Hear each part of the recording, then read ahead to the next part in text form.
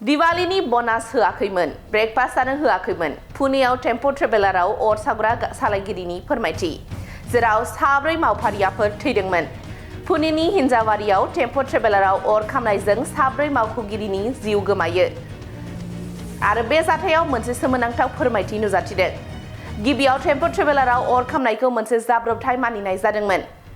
पुलिसनि नायबिजिरनायाव मिथिनो मोन्दोंमोन दि अर खामनाया जाब्रबथायनि फिथाय नङा। दायनिगिरि सालायगिरिया गावनि बेथन आरो दिवालीनि बनास मोनैनि रागाजों बे हाबाखौ मावदोंमोन। पुलिसआ दायनिगिरिखौ खाबाय आरो बे जाथायनि सायाव नायबिजिरनाया सोलिगासिनो दङ।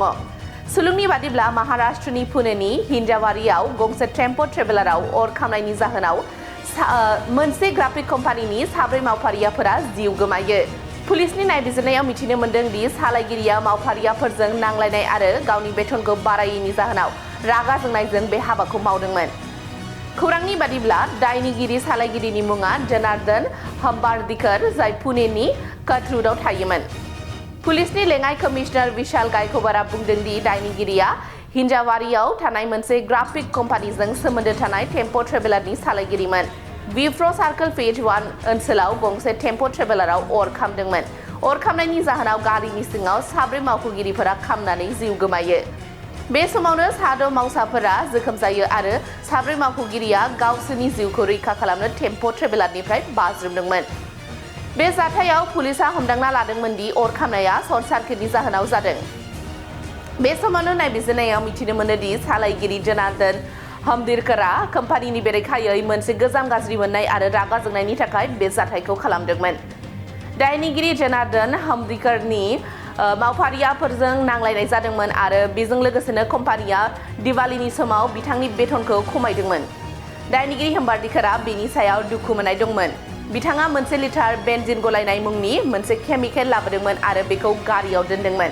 बिथाङा गारिनि मासिनि सिङाव जिबो बदोंमोन। फुंबिलियाव जेब्ला बिथाङा मावफारियाफोरखौ लांनो थांदोंमोन, अब्ला बिथाङा वारजेयाव मोनसे सलायबायदोंमोन। मावफारियाफोरखौ लांनाय समाव फेज 1 ओनसोलाव सौहैनाय लोगो लोगो बिथाङा सिनि थुख्राफोराव अर सावना होयो। केमिकेलनि थाखाय अरा गारियाव गोख्रैयै गोसारदोंमोन आरो गारि सालायगिरिया हरखाबै गारिनिफ्राय बाज्रुमदोंमोन।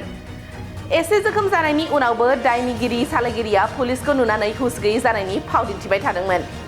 जेब्ला गागि पुलिस नायदिंगिरि कन्हैया थ'राटआ थासारिखौ नायबिजिरदोंमोन, अब्ला बिथाङा गारि सालायगिरिनि सायाव सन्देह खालामदोंमोन। बेनि उनाव पुलिसआ बिथांखौ सोंथि खालामनो जागायो। बै समावबो बिथाङा रोखा नङै फिननाय होगासिनो दङमोन।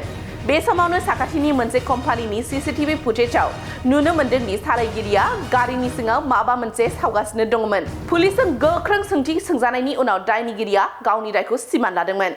थाखो 5 आरो मेट्रिक आनजाद उथ्रिसार जागोन फरायसाफोरनि थाखाय गोजोनथाव रादाब। गोनांथि आरो मोजां खाबुफोरखौ लानानै गुन गोनां सोलोंथाइ होनो नोंथांमोनखौ नेनानै दङ बड'लेण्ड स्टार एकाडेमि क'क्राझारआ। 2024 इं मायथाइयाव क'क्राझार थिथागुरि समबाय मावख'नि साखाथियाव गोदानै गायसनजानाय बड'लेण्ड स्टार एकाडेमि क'क्राझाराव 2025-2026 सोलोंथाइ बोसोरनि गोदानै मुं थिसननाया सोलिगासिनो दङ। बड'लेण्ड स्टार एकाडेमियाव 6 थाखोनिफ्राय 9 थाखोसिमनि फरायसाफोरा बर' बिजोङाव आरो 11 थाखोनिफ्राय 12 थाखोसिमनि फरायसाफोरा बर' बिजों आरो इंराजि बिजोङाव मुं थिसननो हागोन। बेनि थाखाय आर'ज बिलाइ आरो फान्डुलिपि बिलाइगासिनो दङ। 11 थाखोनिफ्राय 12 थाखोसिमनि फरायसाफोरनि थाखाय आखा-फाखा आरो रोंगौथि गोनां फोरोंगिरिफोरखौ लानानै साइन्स, कमार्स एन्ड आर्टस मोनथाम स्ट्रिमनि सायाव फरायसाफोरखौ गुन गोनां सोलोंथाइ होनानै बायदि बिथिंजों सोरगिदिं जौगाखांनाय लाबोनो साखाफारा क'क्राझारनि थिथागुरियाव थानाय बड'लेण्ड स्टार एकाडेमिया।